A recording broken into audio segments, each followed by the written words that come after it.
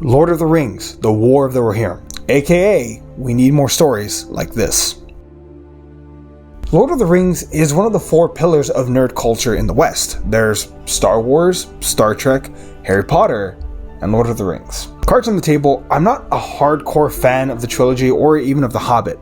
I can appreciate great filmmaking, but I'm just not super invested in the series. And maybe that's perfect. Maybe because I have no personal attachment, I can give an honest opinion of this movie, and honestly, I really liked it.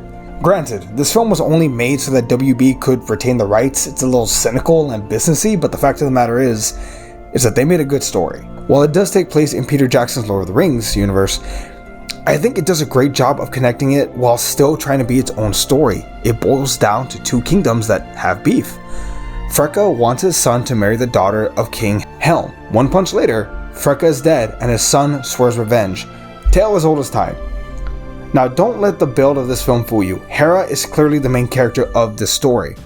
While she initially lacks agency and is treated as an object, she's very quickly shown to the audience that she is a spirit in her own. She doesn't want to rule or be a wife. She wants adventure and stories to tell, and she may have started with her best.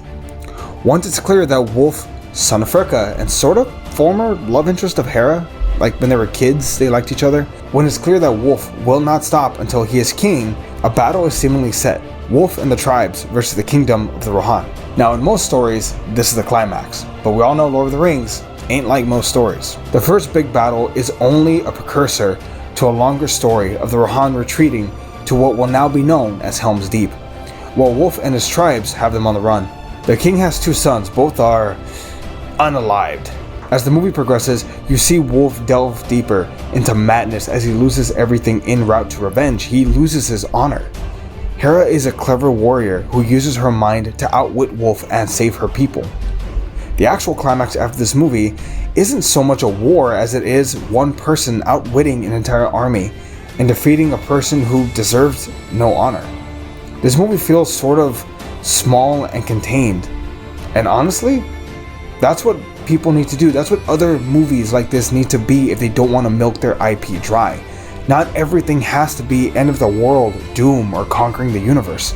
Sometimes the better play is to tell a one-shot, a smaller story. I'll die on the hill that Rogue One is the best Star Wars movie, and I would call this the Lord of the Rings equivalent.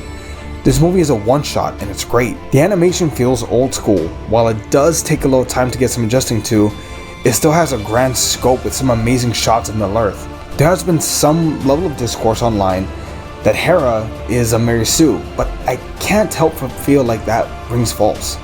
Her home is burned down. She's clever.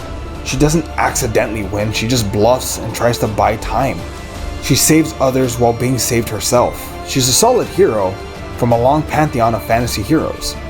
This movie, as a non-Lord of the Rings fan, is still a solid 7 out of 10, something I would recommend that you watch in theaters, especially for the grand scope and the experience of watching it with other fans. But that said, what did you think when you watched this movie? Let us know down below, we'd greatly appreciate it, and we'll catch you on next time. We'll see everybody.